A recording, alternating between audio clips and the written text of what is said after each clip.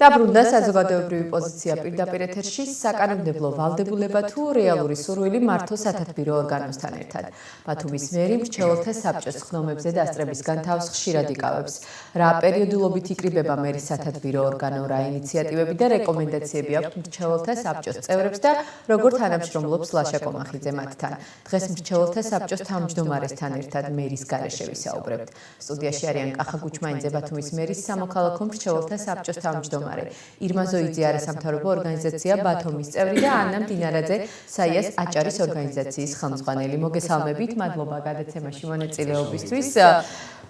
ბატონ კახა, თქვენით დავიწყებ. ერთ სხდომას ესწრებოდა მერის სათათბიროში თქვენთან. პირველი სხდომა ვალდებულება იყო, რომ პირველი სხდომას იწვევს ზოგადად დებულებით მერი და აქედან გამომდინარე ვალდებულებას თავი ვერ არის და როგორც ჩანს. რაში შეგიწყობდათ ხელს მერის ჩართულობა ზოგადად და რატომ არიდებს თავს თქვენ როგორ ფიქრობთ? ფიქრობ, რომ სიმბოლურად ძალიან კარგია, როცა მერი ესწრება ზოგადად სამოქალაქო მრჩეველთა საბჭოს ხდომებს, იმიტომ რომ ზოგადად სამოქალაქო მრჩეველთა საბჭოს ძირითადი ფუნქცია არის ის, რომ ის არის ერთგვარი მაკავშირებელი რგოლი სამოქალაქო სექტორსა და მუნიციპალიტეტის მერიას შორის. აქედან გამომდინარე, რაც უფრო მეტად იქნება გამოხატული და იქნებოდა მისგან ეს ვთქვათ აქტიური ჩართულობა და ინკლუზია დასწრების კუთხით ვფიქრობ, რომ ეს აქტივობა ძალიან კარგად აისახებოდა ჩვენს ზოგადად ჩვენს მუშაობაზეც, განწყობაზეც, ერთგვარ განწყობაზეც სამოქალაქო მრჩეველთა საბჭოს წევრებისა.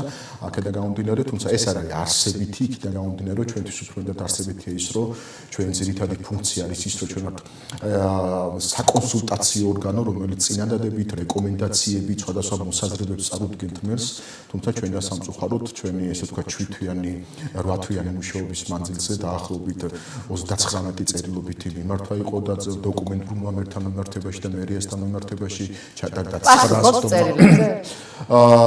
იმ რეკომენდაციებზე ჩვენ დაახლოებით 13 თუ მეხსიერება მხალატობს წინადადება, რეკომენდაცია და მოსაზრება წარუადგინეთ. მე შემიძლია უფრო დეტალურადაც გითხრათ, რომ აი თუნდაც ის რომ თქვათ ჩვენ სამოქალაქო მრჩეველთა საბჭოში ვფიქრობ, რომ რაღაც დონეზე აკადემიური პერსონალიც არის წარმოდგენილი ადამიანები, ვინც კონკრეტულ სფეროებში წარმატებული ადამიანები არიან და გააჩნიათ ძალიან მნიშვნელოვანი რენომე და ბექგრაუნდი, აქედან გამომდინარე ამ ხალხს გარკვეულ რესურსიც გააჩნიათ. ჩვენ რესურსის ფარგლებში არაერთხელ მერიას მივწერეთ წერილობით და შევთავაზეთ, მე შემიძლია გითხრათ იგივე ცნობიერების ამაღლების კუთხით უფასო ტრენინგები ჩატარება ჩვენივე რესურსებით. იგივე ნარჩენების მართვის პოლიტიკის სატარიფო საკითხების განსაზღვრასთან დაკავშირებით ექსპერტების მოწვევა ისევე ჩვენივე სახსებით და ჩვენივე რესურსებით. ასევე შევთავაზეთ ძალიან საინტერესო კონცეფტი საერთაშორისო დონორი ორგანიზაციებიდან სეპარაციის კუთხით, ესე ვთქვათ, აქტუალობების რომელიმე დაინტერესდა ბატონო? მათ შორის არაერთი ბრენდირებული ღონისძიების შევთავაზეთ. დაინტერესდა თქვენი რეკომენდაციების ჩაწერა. ასეთ რეკომენდაციაზე, რაც მიმწერეთ მერს წერილობით, მე ეს ყველა წერილები, რა თქმა უნდა, ოფიციალურად არის გატარებული კანცელარიით და ასე შემდეგ, არც ერთზე კონკრეტული პასუხი არ მოგსვლია. პირდაპირ გეტყვით, მსგავსი ჩვენთან რომ აი რომელიმე ჩვენი რეკომენდაცია წინადადება იქნა გათვალისწინებული მსგავსი არ მოსულა სამოქალაქო მრჩეველთა საბჭოში. ზოგადად მერს შევთანხმდეთ იმაზე, რომ არ აქვს ვალდებულება იმისა, რომ გაითვალისწინოს და მისთვის ეს თქვა იმპერატიული დოგმა არ არის. მაშეული არ გაითვალისწინოს. დაგიბრუნდებით ბატონ კახა, ანას კითხავ, რისი ვალდებულება აქვს მერს, რატომ შექმნა სათათბირო ორგანო? იმიტომ რომ ვალდებულება ჰქონდა და შემდეგ უკვე სხვა ვალდებულება აღარა აქვს, რომ ამ სათათბირო ორგანოსთან ერთად სამომშვიდობის მოგესალმებით, მივესალმებით ტელემაყურებელს. რაც ეხება თქვენ შეკითხვას, ზუსტად მივთითებთ კახა, რომ სამოქალაქო მრჩეველთა საბჭოს შექმნის ვალდებულება, ეს იყო კანონით გაწერილი ვალდებულება, კერძოდ ორგანული კანონი ადგილობრივი თვითმმართველობის კოდექსი 96 პრიმა მუხლი ავალდებულებდა მერიას, რომ შექმნილი იყო სამოქალაქო მრჩეველთა საბჭო, მაგრამ იქვე არის დეკლარირებული პრინციპი, რომ რა მიზანს უნდა იმსახურებოდეს ამ საბჭოს არსებობა, რატომ მივიდა კანონმდებელი იმ გადაწყვეტილებამდე, რომ მსგავსი რეგულაცია არსებულიყო. სწორედ იმიტომ, რომ მოქალაქეთა ჩართულობა ყოფილიყო უზრუნველყოფილი. ანუ მოქალაქეთა ჩართულობის რეალიზაციის ინსტრუმენტი უნდა ყოფილიყო სწორედ სამოქალაქო მრჩეველთა საბჭო.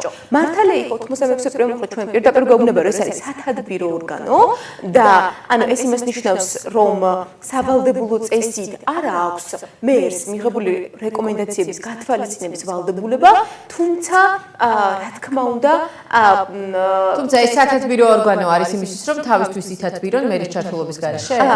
ხო, რა თქმა უნდა არა. ანუ სიტყვასიტყვით ამის განმარტება ეწინააღმდეგება მერი უნდა ნიშნავდეს პრინციპში სამოქალაქო მრჩეველთა სხდომებს, ხო? იცით მას აქვს ამის უფლება, დიახ. ძირითადად მე ვიწევ როგორც თავმჯდომარე. კი, თქვენ რომ იწვევთ, ეგ ვიცით და გავიშუქები არაერთხელ. ირმას ვკითხავ, ირმა, შეფასება მაინტერესებს, აი ყველაფერს რაც ჯერ მოვისმინეთ და ის რომ მერმა შექმნა, იყავი შენც მერის სათათბირო ორგანოს წევრი, არა ამ მრჩეველთა საბჭოსი.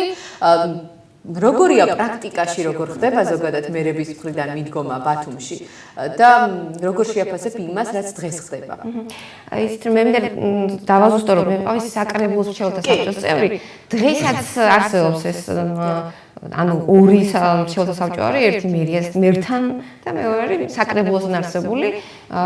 ჩვენ განსხვავებული დებულებები გვაქვს, სხვა პრინციპით იკრიბება იქ ადამიანები, მაგრამ ნუ მთავარი პრინციპი არის ის, რომ მოსახლეობის მოსაზრება და პოზიცია იყოს მოსმენილი გადაწყვეტილების მიღების მხრიდან და რაც თავარია გათვალისწინებული, მხოლოდ მოსმენილი არა. ანუ იმათი პოზიცია და იმათი დამოკიდებულება უნდა იყოს მოსმენის დეფიციტიც არის, როგორც ხვდები. იცით როგორ არის?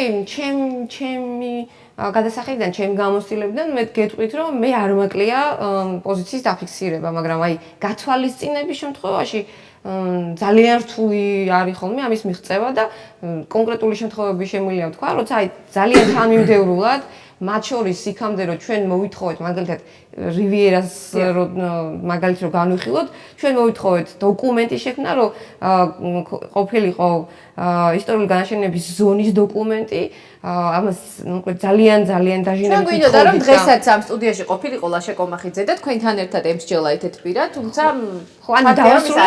ხო ანუ დოკუმენტის შესვლაში ჩვენ შემიძლია ვთქვა რომ თამამად რომ ჩვენი დამსახურებაა რომ ეს დოკუმენტი როგორც იქნა მიიღეს და შემდეგ რა მოხდა და როგორ მოხდა ყველა მიცის, როგორ თვითნებურად ის მერმა შეასწორა, მერმა, დიახ, ასე შემიძლია პირდაპირ ვთქვა. არასწორად მიაწოდა სააგენტოს, სააგენტო მე ის დაიწუნა და თქვა რომ ეს არის ნუ არანაირ კრიტიკას არ იქონდებარება, იმდენად უხეში ჩარევა იყო. შემდეგ გაწია რეკომენდაცია რომ მიიღო ის დოკუმენტი, რომელიც თქვა და მოამზადა სპეციალისტებმა მეცნიერებმა და ამითი ეხელმძღვანელა და მათ შორის ეხელმძღვანელა იმითი რომ მოსახლეობაც იმავე აზრზეა. რისთვის შეკრიბა სათათბირო ორგანო თუ კი არის? აი ამას ვამბობ, ყველაფერს საბოლოო ჯამში აქვს ძალიან ფორმალური ხასიათი. ერთი მხრივ ეს არის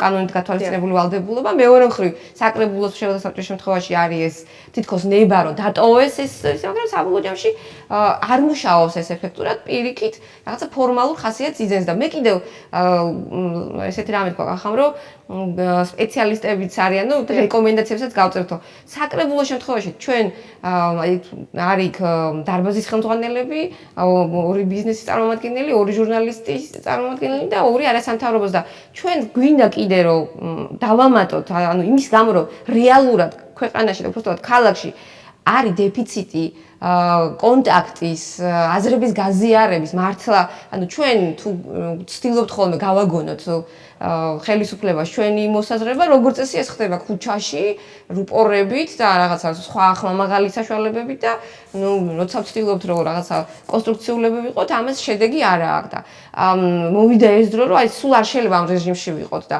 რასთავარია ეს სავალდებულოა ანაცამობდა. ეს არ არის მხოლოდ იმიტომ რომ კანონში იმიტომ არ გაიწერა რომ ჯერტი ჩვენ ვალდებულება გვაქვს აღებული ქვეყნის გარეთას ეს ოჯიბს, რასაც ვეძახით, ღია მართლობა. როცა ამაზე თანახმახარ და როცა ამბობ რომ კი მე ამ პრინციპით უნდა ვმართო, ეს რაღაცაში ქმედებაშიც უნდა აისახებოდეს. ჩვენ სტუდია რეკმა, რომელსაც მე წარმოვადგენ, გააკეთა კვლევა, ანუ ფოკუს ჯგუფი ჩაატარა და მოსახლეობას, ვისაც ჩვენ ფოკუს ჯგუფში ვკითხეთ, რომ რამდენად ჩართულები არიან, ამბობდნენ რომ არიციან, რომ როგორ მიმართონ თვითმმართველობას, ისიც არიციან, ანუ ვის უნდა მიმართონ, როცა რაღაცის დაფიქსირება თავის პოზიციის ან რაღაც საკითხის გატანა. არიციან და ის კი არა ის არიციან, რომ ღია იყო საკრებულოს ხდომები. ანუ რეალურად არის ეს პრობლემა, თუმცა დღეს ქონდა ჩვენ საკრებულოს ხდომა, ანუ მრჩეველთა საბჭოს შეხვედრა ფრაქციის ხელმძღვანელთან და ანუ მთელს ქართულ ოცნებასთან და საუბარი იყო ისეთ რაზე, ამას ყველა მთავრობა აკეთებდა სხვათა შორის. ინდივიდუალურად აი რაღაცა შემიძლია თქვა, რომ მოსყიდის პრინციპით ანუ სწავლობენ მოწყვლად ჯგუფებს და მე წინას არჩევნოთ, ეს არის ბაზა, ვის რა ჭირდება და მე არის ამაზე ლაპარაკი, რომ თქვენი გასაჭირი ჩვენ ვიცით და დაგეხმარებით და დღეს მაგალითად განცხადება გააკეთა ქ.ბათუმის ნატალია ზოიძემ, რომ ის რა ქვია, შეუძლია დარბაზების თავმჯდომარეებთან ერთად მოსახლეობას თვითმმართველობებში შეხვდეს. ანუ რაღაცა ინიციატივები აქვს, რომ ეს არ არის სისტემური. გასაგებია, კარგი, ჩვენ მაინც უფრო მერის მრჩეველთა საბჭოზე ვსაუბრობთ. ბატონ კახა, ბოლო წერილი, რომელზეც მერ მაგიპასუხათ, თქვენ მიმართეთ, რომ მოეწვია მას მრჩეველთა საბჭოს ხდომა და რა მოხდა მოგვიყევით მოკეთ. თქვენ ალბათ გულისხმობთ საინიციატივო ჯგუფის მოთხოვნას. გეთახმებით საინიციატივო ჯგუფმა ბოლო დღეების უკან განვითარებული მოვლენებია მიმართა წერილობით ქალაქ ბათუმის მუნიციპალიტეტის მერს ბატონ ლაშაკომახიძეს იმასთან დაკავშირებით, რომ მოეწვია სამოქალაქო მრჩეველთა საბჭოს ხდომა, რათა საინიციატივო ჯგუფს ესაუბრა ქალაქისთვის საჭიროებულ და სენსიტიურ საკითხებზე, როგორც წერილში იყო აღნიშნული. მერმა მოგწერა ჩვენ შეგვახსენა, თუმცა მე ვერ ხვდები რატო გჭირდებოდა ჩვენ შეხსენება, მაგრამ შეგვახსენა ჩვენი დელეგირების სფერო, უფლებამოსილების ზოგადად კომპეტენციის სფერო და გითხრა, რომ ის თავისი უფლებამოსილების ფარგლებში არ თვლიდა მიზანშეწონილად მოეწვია სამოქალაქო მრჩეველთა საბჭო, რადგან სამოქალაქო ჯგუფს და საინიციატივო ჯგუფს არ ქონდა კონკრეტულად ჩამოყალიბებული თემატიკა, რაზეც აპირებდა ის ჩვენთან შეხვედრას და საუბარს და მე მთხოვა, რომ განგვიხილა, როგორც წერილობით მოგწერა ჩვენი უფლებამოსილების კომპეტენციის ფარგლებში. პირდაპირ გეტყვით, ჩვენ განვიხილეთ და ჩამოყალიბდით მრჩეველთა საბჭო იმაზე, რომ ჩვენ შევხვედროდით უნდა მოგვეწვია უნდა ეს შეხვედრა და შევხვედროდით საინიციატივო ჯგუფს და 26 მიმდინარე თვის 26 რიცხვში მარტს შედგა კიდეც ეს შეხვედრა საკმაოდ მე ვთვლი რომ კონსტრუქციულ სამუშაო გარემოში წარიმართა ძალიან ბევრი და საინტერესო кейსი იყო წარმოდგენილი სხვადასხვა საკითხები მათ შორის ერთი მნიშვნელოვანი кейსი იყო წარმოდგენილი ეს არის Dexter development-ის თემა სადაც ის რაც ჩვენ მოვისვენეთ ხდომაზე რატომღაც შეგვეცქნა ერთგვარი ანტურაჟი და წარმოდგენა იმისა რომ ბიზნესთან მიმართებაში ყველაფერი ფლადისი ადეკვატურად არ არის და იმ გამოწვევებს ვერ პასუხობს როგორცაც უნდა პასუხობდეს ალბათ მუნიციპალიტეტის პირველადი მოკვლევა და პირველადი ის არის, თუმცა მე კი დავით გეტყვით, რომ ჩვენ ვითხოვეთ 10 დღიანი ვადა იმისათვის, რომ გამოგვეთხოვებინა დოკუმენტები, გამოვითხოვეთ კიდეც უკვე წერილი მერთან შესულია ჩემი ხელმოწერით. შეხვედრაზე თქვენ რეალურად ერთ-ერთ დეველოპერთან დაკავშირებულ პრობლემებზე ისაუბრეთ, რომელიც ახლა ჩვენ ვიკავშირდება სტუდიაში და მოусმინოთ საღამშვიდობისა. გესმით ჩვენი ხმა? კი, მესმის. მადლობა გადაცემაში ჩართულობისთვის. რა გახდა თქვენი პრობლემა და რის გამო ითხოვდით მერთან საჯაროდ მრჩევლობას და სათათბირო ორგანოში სტუმრობას? მოგესალმებით პირველ რიგში. წარმოუდექით მაყურებელს თუ შეიძლება. ლევან კანთელაძე, დაფუძნებელი და დირექტორი Dexter development-ის სამშენებლო კომპანიაში. პრობლემა იმაში იყო, რომ უკვე დამტკიცებული პროექტი ყველა გავლილი მქონდა, ყველა ეტაპი გავლილი მქონდა, დარჩენილი მქონდა მხოლოდ დემონტაჟის უფლება, რადგანაც აი ბატონი ლაშაკომახიძემ სისხლი გამიშვა ეს ბოდიში და პირდაპირ გეტყვით. რა პირადი ინტერესი შეიძლება ქონოდა ბათუმის მერს ან მერიას ზოგადად? რატომ უნდა შეწინააღმდეგებოდეთ? როგორ ხდება ახლა? პირადი ინტერესი სიტყვიერად პასუხი იყო ის, რომ შენებლობა არ გახორციელდება. პირდაპირ ღია ტექსტით მეუბნებოდნენ. ნებართვა მოგცეს და შემდეგ გითხრეს, რომ შენებლობას ვერ განახორციელებდით? ვერ განახორციელებთ ვერანაირად. რატომ მეთქი როგორ გიქცებოდი ხელშეშوار და ბატონ თორნიკე რიჟვაძე.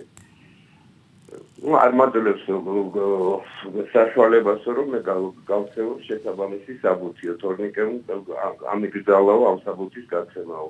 ამას პირად საუბარში გეუბნებოდათ ბატონს? პირად საუბარში მიცხადებდა ბატონი ლაშაკომახიძე. რის შემდეგაც კითხეს არ გაქორწინება საიდან გამომდინარეა იქნება ბათუმს არაწყობს ჩემი პროექტი იქნება ახალ ბულვართან ახლოს არის ბულვარიდან გამომდინარე ან რაღაც თუ იქ პრობლემა არსებობს მაშინ გათვარმეთქი ქალაქისთვის ბათუმისთვის და ბათუმელებისთვის დავთმო ჩემი პროექტი და როგორც ეგეთი ჩანაცვლება შევთავაზე ამ ჩემი პროექტის ჩანაცვლება რადგან დამთავრდა და ეს სამი კვირა ერთი და იგივე წრეზე მატარა რაც იურიდიულადაც გაუმართავი იყო სამი კვირა მატყუებდნენ რომ სასამართლოს არ მიმართეთ ბატონ ლევან რომელ სასამართლოს ან რატო როგორ უნდა მიმართოს სასამართლოს როდესაც მერი ღია საუბარში მეუნება პირადად რომ აგერ ადამიანს სამივე ეტაპი მოგებული აქვს სასამართლოში აღსრულება აქვს ყველაფერი და მაინც არ ვაძლევ ეგ პრობლემაც მაქვს და რომელ სასამართლოს მიმართო ამათი ხელწერა არის ერთადერთი რომ სასამართლოში გაგიშვან და ისევ ხალხის ფული აიღოს და ეგ არ ადარდებს ვისი ფული უნდა აიღოს ცუდია რომ ჩვენ სტუდიაში ბათუმის მერი არ გვესწრება მადლობა გადაცემას ჩართულობისთვის ბატონ ლევან სტუდია არის კი და აი მე თქვენი საშუალებით მინდა მესამეჯერ მივმართო ბატონ ლაშაკალ-მახიძეს რომ აი პასუხს რომ წევს და რომ იძახის რომ აბსურდულია ლევან კანთელაძის არგუმენტები დააჯდეს ჩემთან ერთად სტუდიაში დააჯდეს და გავშალოთ ეს თემა. ბატონო, ჩვენ მზად ვართ დაგითმოთ ეთერი. მადლობა გადაცემას ჩართულობისთვის. ქალბატონი მინდა რომ ამასთან დაკავშირებით რაღაც ჩვენთან იყოს თომაზე ქალბატონ ნაზირო მეც გავაკეთო ჩემი. ირმას ვკითხავ ბატონ კახა. ირმა პირველად არ გახმოვანდა ის რომ თვითმმართველობების მუშაობაში რაღაც გადაწყვეტილების მიღებებში შესაძლოა ერეოდეს ვაჭარის მთავრობის თავმჯდომარე. კიდევ ერთი განცხადებაც ლევან კანთელაძემ ახლა ჩვენს ეთერში გააკეთა. ის ამტკიცებს რომ ასე ეუბნებოდა ბათუმის მერი თვითმმართველობების დამოუკიდებლობის ხარისხზე მინდა გკითხო და შემდეგ უკვე კახას.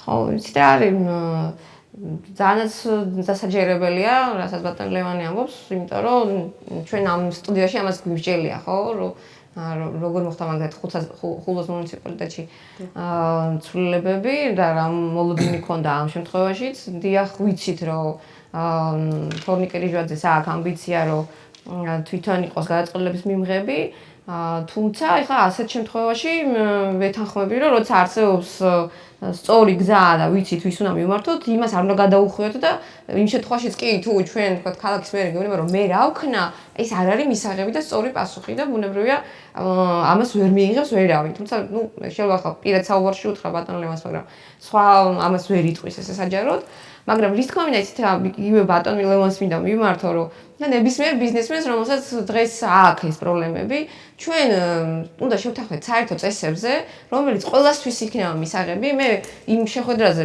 ვიყავი ვესწრებოდი ამ შეხვედრას და თქვი ასეთი რამე რომ ის პროექტი რომელზეც ნებართვა უკვე მიღებული აქვს თავის დროზეც ეჭვები ჩნდება რომ არის რაღაცა გარიგების შედეგი იმიტომ რომ გამორიცხულია როცა სამი კულტურული მემკვიდრეობის ძეგლის შუაში კეთდება რაღაც მშენებლობა ხო და არა მე რის თქმა უნდა იცით რომ როცა ესეთი ნებართვები გაიცემა და ეხლაც გაიცემა უბრალოდ შერჩევითი პრინციპით ჩვენ და ხო მაგრამ ნებართვა გაიცემა და შემდეგ ეუბნები დეველოპერს თუ კი ეს ნამდვილად ასე იყო რომ თქვათ მთავრობის თავმჯდომარე გიკრძალავს გასაგებია იცით როგორ არის შემდეგ ესეთ პრინციპები აი ეს იმავე შეხვედრაზე მისი არქიტექტორი ვინც იყო ანუ პროექტი ვინც დააპროექტა ის ადამიანია უნდა რომ იცით რა ზარალდება ეს კაცი ჩვენ თუ არ შევთანხმდით საერთო წესებზე დაზარალებულები იქნებიან ბიზნესმენების მონაცვლეობაზეც დიახ იცით რა ეხლა არ ვიცით ჩვენ გეუბნებით რომ თუ ეს სამართლებრივად თავის დროზე კანონდარღვევით გაკეთდა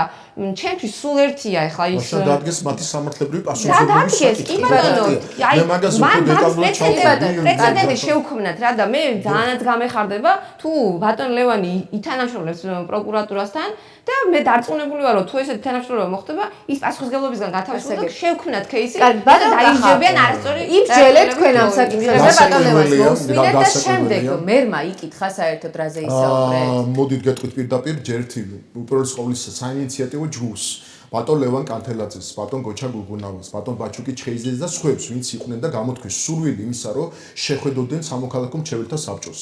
უღრმესი მადლობა მათ, რომ მათვე ჩვენ ვართ ის ადამიანები, ვის მიმართა დობის ვოტუმი გაცილებით უფრო დიდია, ვინემ ადმინისტრაციული ორგანოებისა, მადლობა მათ უპირველეს ყოვლისა. რაც შეეხება ჩვენ რაც მოვისმინეთ იქ ჩემთვის როგორც თავმჯდომარისთვის ის кейსი რაც იყო წარმოდგენილი პირველ რიგში მე ამ кейსს სულ სხვა პრიზმაში განვიხილავდი და შევხედავდი. ჩემთვის აქ ბიზნეს სექტორთან მიმართებაში უფრო სენსიტიური საკითხები იქნა წამოჭრილი და მე შემიძლია დავაკონკრეტო რა მოდით მივყვეთ თანმიმდევრობით. აი დააკვირდით 2015 წლის, აი თუ შეიძლება გადავხედავ რაღაც დონეზე ქრონოლოგიაში ჩავყვები, 27 მარტს აჭარის იმდროინდელმა მთავრობის თავმჯდომარემ მიწერა ქალაქის იმდროინდელ მერს გიორგი ერმაკოვს მიმართა, რომ კაორი გაეზარდა 6.4-მდე. და ამასთანავე წერილში მიუთითებდა, რომ ინვესტორი ამ შემთხვევაში ლევან კანთელაძე ღებულობდა ვალდებულებას, რომ ორი ისტორიული ესე თქვა შენობა ნაგებობა პირვანდელი სახით წარმოედგინა. ეს დონაცია, ხო, ინვესტორის მხრიდან ეგ ერთი. 21 აპრილის 2015 წელს კულტურული მემკვიდრეობის საჭო ღებულობს გადაწყვეტილებას, რომელსაც უამრავი ადამიანი აწერს ხელს, მათ შორის დღესაც ის ხალხი არის წარმოდგენილი მათ შორის უმაღლეს საბჭოში.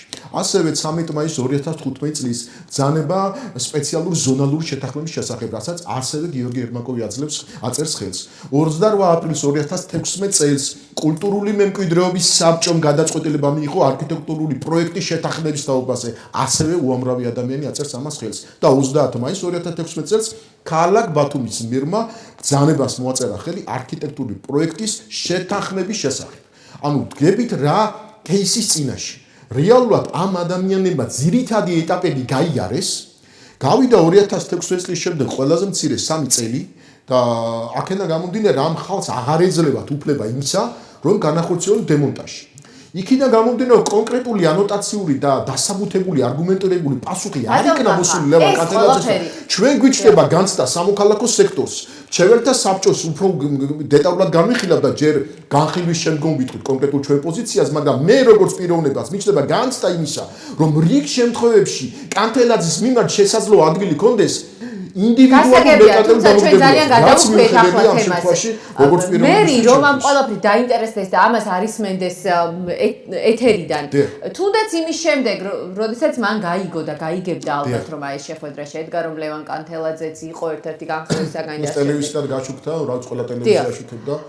დაინტერესდა ზოგადად ან თქვენ პირადად დაგირეკათ, კითხათ რა ხდება, ამიტომ რომ ეს ყველაფერი თქვა ეთერში ახლა ლევან კანთელაძის საქმე ფიქრობ რომ ის დამირეკა თუ არა მერმა ეს იმდენად პრივატულია, როცა ოფიციალური შეხვედრა არ ხდება, ფიქრობ ჩემი მხრიდან არც არის ეთიკური და არც კორექტული რომ ამაზე ვისაუბრო, ოფიციალური დაინტერესება თუ გაგვხატა. როგორც ჩანს მუნიციპალიტეტი ეროდება, ჩვენ თუ ვითხოვეთ, ქ.ბათუმ ირმა დამეთანხმება ამდღიანი ვადა იმისათვის, რომ გამოვითხოვოთ დოკუმენტაცია, ჩვენ პრივატულად განვიხილოთ საბჭოს წევრებმა ეს ყველაფერი, ჩამოვყალიბდეთ პოზიციაზე, რასაც უკვე რეკომენდაციის წესი და როგორც წინადადება 29 წელიდან კონკრეტული პასუხი არ მიგიღიათ, როგორც აღნიშნეთ. ქ.ბატონო ანა, დასასრულისკენაც რომ წავიდეთ, როდესაც 29 წერილს 13 რეკომენდაციას სათათბირო ორგანო მერს უგზავნის, როდესაც განიხილავს და შედეგებს დებს და მერის ინტერესი არ არის. თვითმმართველობის კოდექსი აი ამ ნაწილში, იმით რომ თუნდაც ისეთი გახმაურებული საკითხებით, როგორც რივიერა, ეგრეთ წოდებული ლუშკოვის სახლის მშენებლობა, ქიმიური ტერმინალი,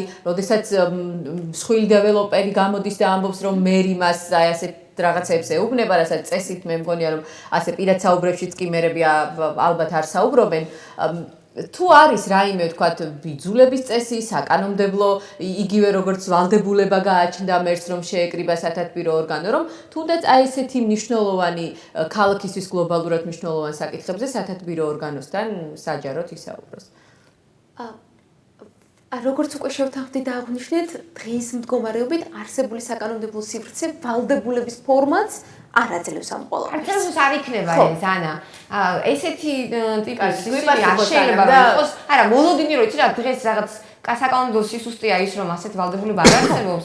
ეს არ იქნება არასოდეს სავალდებულო, ეს არის შენ ხარ წყარო, ხო, ხელმძღვანელი რეკომენდაციაზე რატო არ გავითვალისწინებ და გამეთახმე რომ შეიძლება პასუხი გასცეს. უბრალოდ მოცემულობა არის ესეთი, რომ ეს მეორე მომენტია, რამდენად ემსახურება იმ მიზნებს, რაც თვითმმართველობის კოდექსში გვაქვს და ჩვენ ყველანი ვთანხმდებით, რომ შეიძლება ითქვას, რომ ანუ როგორც მესამე მხარიდან ვინც ამ პროცესებს უყურებს, ეს ჩნდება კითხვითი გარკვეული ტიპის კითხვითი ნიშნები. ყველაზე მობიერად რომ შევაფასოთ, ეს ჩემი აზრით ეს ასეა, მაგრამ ფორმალურად, წმინდა ფორმალურად ძალიან ფორმალიზებულად. კანონის დარღვევა არ გვაქვს. მერის პოზიცია ყოველთვის იქნება ესეთი, მე კანონს არ ვარღვევ, ეს არის სათათბირო ორგანო, მე მაქვს რჩევების, მოსაზრებების მოსმენის უფლება, მაგრამ გათვალისწინების ვალდებულება არა. ეს იქნება წმინდა ფორმალიზებულად კანონიერი, თუმცა ჩვენ შეიძლება დაგვირჩიოს უსამართლობის განცდა ამ ყველაფრის მოსმენით. ამის ხო საერთაშორისო ორგანიზაციებიც აკვირდებიან რეალურად ეს რო არა ის მხოლოდ ის რომ ანგარიშებში მოხდება შემდეგ და ეს არ არის მამაც ახსენა წინა საუბრისას ბატონ კახა იმისთვის რომ შედეგიანი იყოს არის ყოველკვირეულადაც რომ შეიკრიბოს სათათბირო ორგანო ისაუბროს რეკომენდაციები გასცეს თუ პასუხი აი ხმად მღაღადებლის საუდაბნოზე შინად დარჩა ეს თქვენი რეკომენდაციები და პოზიციას აი ეხლა უკვე შევიმუშავეთ დღის წესრიგით ეს მეორე საკითხი იქნება ის რომ გაგზავნილი რეკომენდაციების თან მიმართებაში მერის მხრიდან და მერის მხრიდან ადეკვატური რეაქციას ველოდებით. თუ ეს რეაქცია არ იქნება, მე ჩემ თავს ვერ დავინახავ და ვერ დანახვა ნიშნავს იმას, რომ დავტოვებ ჩემთა საბჭოს არამხოლოდ თავმჯდომარეობას და წევრობასაც, იმიტომ რომ მაქსიმალს გავაკეთებ იმისთვის, რომ დაცული იქნეს ჩვენი ყველა წინადადება. ამ შემთხვევაში მინიმუმ იმის ვირსი ვართ, რომ მივიღოთ პასუხი თუნდაც თუნდაც დასაბუთებული და არგუმენტირებული, მაგრამ პასუხი იმისა, რომ თქვა კონკრეტული წინადადება, რომელიც უფრო მეტიც ჩვენი მხრიდან დონაციას ითვალისწინებდა, რატომ არ იქნა გათვალისწინებული? მე ვამბობ ერთ რამეს, რომ მიუხედავად იმისა, არსებობს ერთი ძალიან კარგი ფრთიანი ფრაზა, შესაძლოა არ ვეთანხმებოდეთ თქვენას, მაგრამ თავს გავწირავ იმისათვის, რომ თქვენი აზრის თავისუფლება იქნეს დაცული. მე მინდა მიმართო ყველა იმ ბიზნესმენს, ყველა იმ ადამიანს, ვის თulis რომ ჩვენ შეგვიძლია მათი უფლებები დავიცვათ და ვითქეს ამით სადარაჯოზე მაქსიმუმს გავაკეთებთ იმისათვის, რომ თუ კი წარმოადგენთ მერთან რეკომენდაციას, ამ რეკომენდაციის დაცვა ყველა საშუალებით, მასმედია იქნება, მანიფესტაცია იქნება, თუ ეს მოწოდება იქნება, ყველაფერს გავაკეთებთ და ჩართულობა და ინკლუზია სამოქალაქო სექტორის რომ რამდენიმე გადაცემის შემდეგ აქ უფლებადამცველის სტატუსით მოხსნათ. ბოლო კითხვა ირმა, როგორ აი შენ თქვი რომ არასდროს კანონის შესაძლოა არ იყოს სავალდებულო. როგორ უნდა ვაიძულოთ მერი რომ გაიგონოს ხმა. ჩვენ თუ ბოლოდინერო რაღაცას კანონში შევაცვლება რომ ჩვენ მერე სავალდებულო გახდება ეს მაშინ გამოდის ჩვენ ვიღებთ გადაწყვეტილებას და არა მე.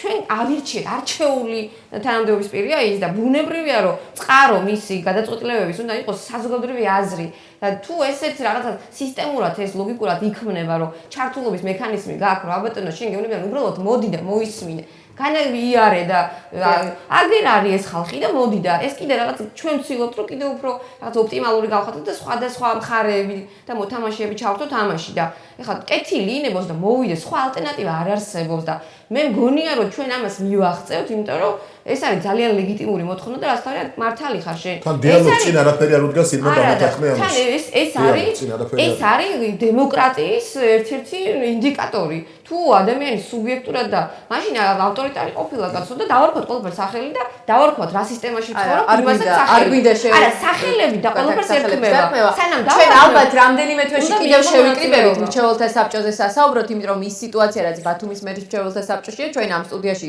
სხვა მრჩეველთა საბჭოზე საქართველოს მასშტაბით მინდა გითხრათ სტატისტიკა საქართველოს მასშტაბით ქალაქ ბათუმის მერის მრჩეველთა საბჭო არის ყველაზე მაღალი მოსწრების საბჭოს დომები ჩატარების ყველაზე პასიური მერი ალბათ ან ერთ-ერთი ყველაზე პასიური ჩართულობის კუთხე საბჭოს დომები თქვენ შეგიძლიათ ამოიღოთ სტატისტიკა საერთაშორისო ყველაზე საუკეთესო მაჩვენებელი აქვს ქალაქ ბათუმის ამას ვკითხავთ. მადლობა გადაცემაში მონაწილეობისთვის. კახა გუჩმანიდze, ბათუმის მერის სამოქალაქო მრჩეველთა საბჭოს თავმჯდომარე, ირმა ზოიძე, ბათუმის წევრი და ანა მდინარაძე, საიას აჭარის ორგანიზაციის ხელმძღვანელი. საზოგადოებრივი პოზიცია დასრულებულია. მე სამშაბათამდე გემშვიდობებით, ნახვამდის.